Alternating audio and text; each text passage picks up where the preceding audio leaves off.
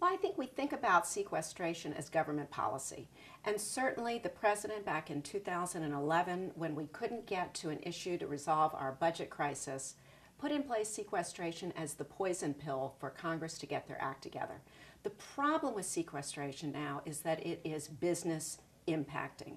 And when you look at what happened to government spending and defense spending in October and what that did to our GDP, and if we end up with sequestration, we are into budget cuts that have no structure and thoughtful purpose. And certainly as a business owner, I'm concerned about it because it will be economic, it will hurt our economy and our momentum.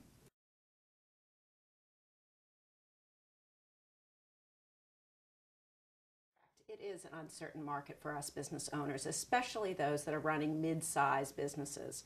I depict the economy like a blob of jello. It is sitting there on your plate and it's not moving. And that's what's happening to cash, that's what's happening to business and investment decisions. Now, the problem with sequestration is that the DoD spending on our budget is 19% of the total. Sequestration impacts 50% of the cuts are coming out of the DoD.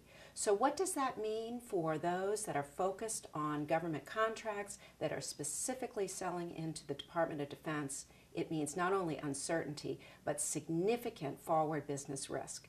So the question for any business is, how can you take the things that you do really well as an organization, whether it is a product or a service, and think about the different markets that you can serve so you can try to mitigate the risk from all eggs in one basket selling to one specific targeted customer.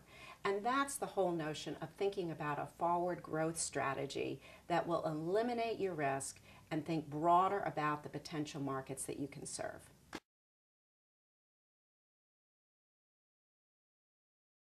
That's absolutely true. You need to have a broad view of who you're serving and their specific needs.